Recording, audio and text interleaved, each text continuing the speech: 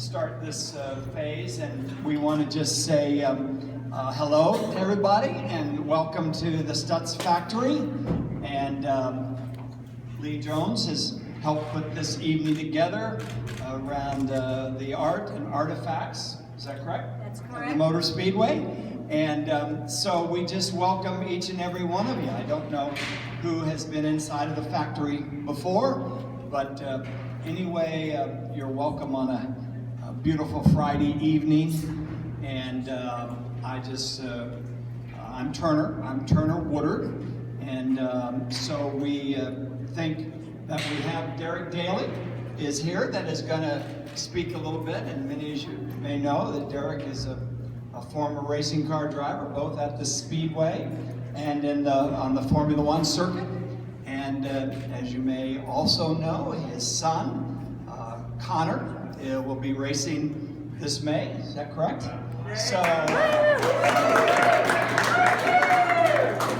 So again, welcome to each and every one of you. Thank you for supporting the arts and your interest both in the arts and motor racing and motorsport. And Derek, welcome. Thank you. Thank you, Turner. I just found out a little bit about the history of the building that we're standing in. And for the very first race at Indy, I didn't realize that a car called a Stutz was built just across the street here and raced in 1911. So it's very much a part of the history, and I'm so glad to see the building looks largely the way it did all those years ago. I love to see that classic historical feature that is this building still be maintained here in Indianapolis. I was asked to come and maybe make a connection between the past or the present or the future. And I had an interesting look around and learned about the mentors who help young at-risk kids become photographers, and some of the artwork is just out in the hallway down there, all connected to this program. But if you think about the past for a minute, I mean, what sporting event has gone on for 100 years? I don't know of any other one.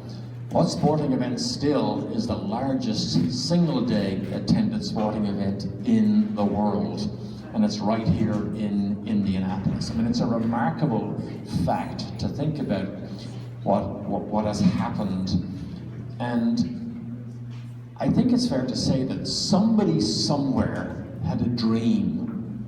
Let's build something that would be a proving ground, a testing track, a racetrack. And when that decision was made, I don't think they understood how that would affect people's lives. Not just drivers who wanted to compete, but there are families whose lives have been changed and altered for the good because of somebody's wild decision to build a racetrack at a place called Speedway that's now called Indianapolis. I have to still explain that to people when I go to Europe, that the Indy 500 isn't actually the Indy 500, it's the Speedway 500. But think about the engineers who walked in through the gates and walked down through the pit lane and looked at cars and said, I think I could maybe do something different.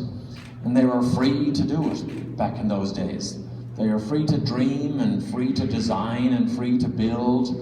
That was part of the great creativity that was fostered in Indianapolis. And think about the drivers. I mean, the gladiators, because they were back then. There was no such thing as seat belts, crash helmets like we had now, or fuel that was controlled, and everybody knew that it was man and machine against man and machine, and that was all part of the history of what happened out there at the Speedway. And think of the innovation. I mean, it's easy to think that rear view mirror that was on the Marmon Wasp on the very first Indy 500, it was a very simple thought that, well, if we're going to carry a riding mechanic and he's going to weigh 200 pounds, we have to carry that weight of a lump around for 500 miles. Why don't we dump him out build a car that's reliable so as the mechanic doesn't have to work on it. And because he looks behind to see what's coming down the inside and we might crash into it, let's put a little piece of mirrored glass. And suddenly, rear view mirrors were invented. Bulletproof visors that drivers use today, because remember, if a stone gets kicked up at 200 miles an hour, it's doing the speed of a bullet. So we got bulletproof visors, carbon fiber crash helmets, seat belts. They went into cars in 1949 with Volvo in Europe, but racing drivers developed a stretched nylon, because when you hit a wall hard, you didn't want your rib cage to stop so quick and your organs to hit your rib cage, so you had to have a bit of stretch to absorb the energy. And little things like that were developed by racing drivers down the street here. Fireproof clothing that kids have for jammies these days came from racing drivers. I came here for the first time in 1983.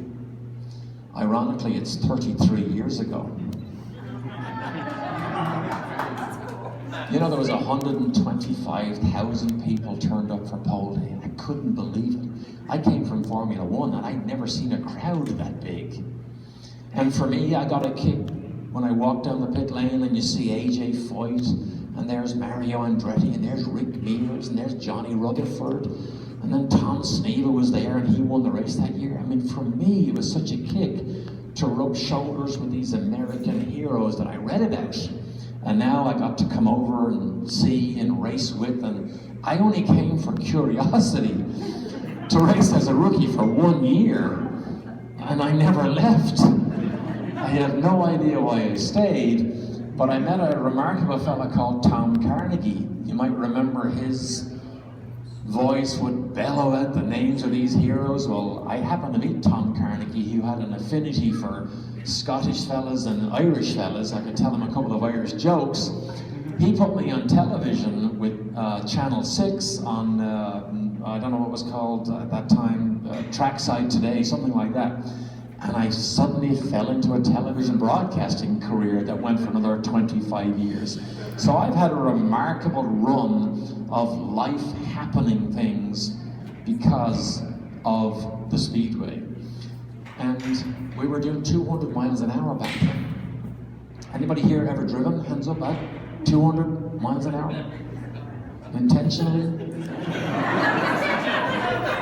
Just to give you an idea what 200 miles an hour is, if you did happen to drive down Meridian at 200 miles an hour, you'd actually cover the full length of a football field every second. Now, remarkably, today, this year, you know the rookies will not even be allowed past the rookie test if they can only do 200 miles an hour. You know they will not be allowed into the fast racing groove if they can only do 200 miles an hour. In fact, if they can only do 200, they'll be black flagged off the racetrack because they'll be considered a hazard and they'll be sent home to get better. Isn't that amazing how things have progressed so much out here at the Speedway because they chase speed all the time. Motor racing is a great sport for pushing people out to the edges and to the boundaries of what might be possible. And so, as we look forward to the track opening, what will the next 100 years look like?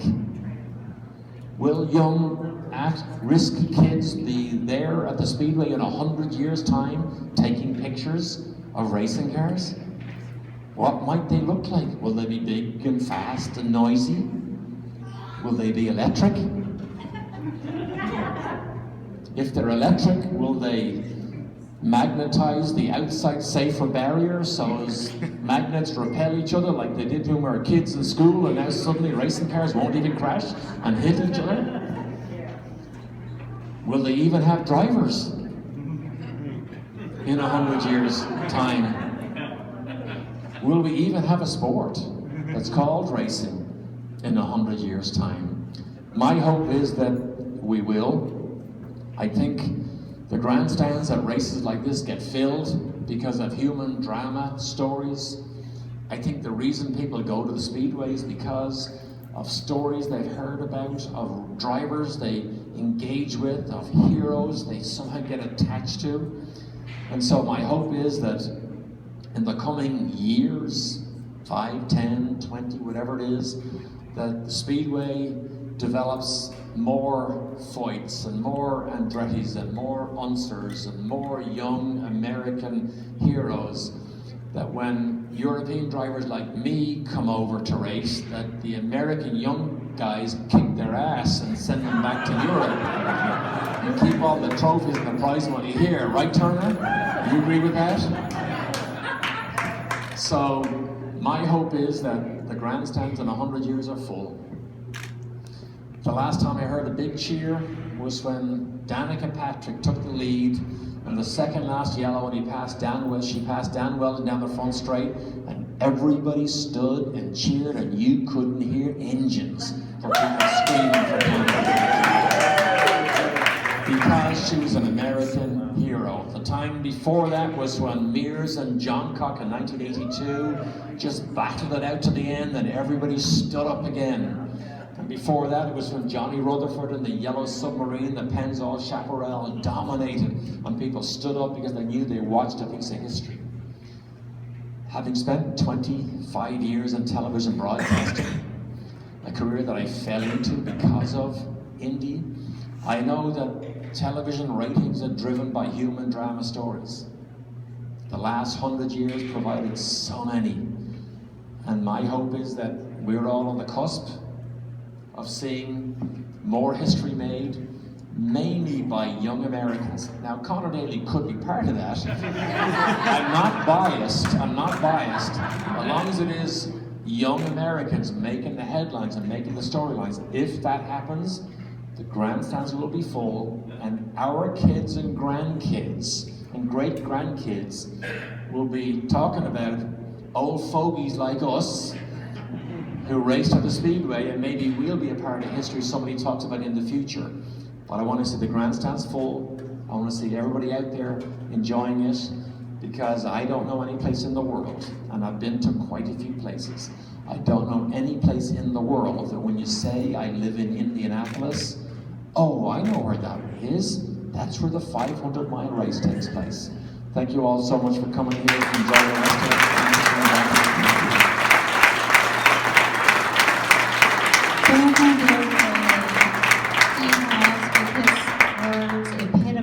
What this event is all about. This is about the past, the present, and the future.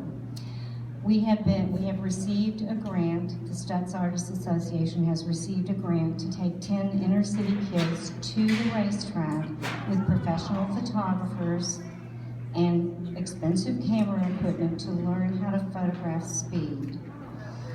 They will have a skill for their enjoyment for the rest of their lives. And at the end of the month, on May the 27th, we will have a second reception that will show the work of the children. So in this exhibit, through the month of May, we will have presented the past, the present, and the future of racing. Many of the things that Derek said in his speech are exemplified in the exhibit that we have downstairs and the artifacts that we have been able to bring from the Motor Speedway. He talks about cars on fire, he talks about all the things that have happened. And we have photographs in the exhibit downstairs which you may want to revisit if you have already seen them, but you definitely want to see them. We have art and artifacts that have rarely been seen in public, and some things that have never been out of the museum. So I encourage you to stay, enjoy our music. We have free beer and wine, and we have cocktails up here and downstairs, and we have live music, and it's a party. We are an official porch party of the Indianapolis 500, so let's just go party. This is a wonderful event. The 100th running of the 500. We have such history in this town from racing and from all of our collective emotional connection to our Indianapolis identity. And Derek is right. Anywhere you go in the world, if you say that you are from Indianapolis, they go, oh, that's where the 500 is. And damn right.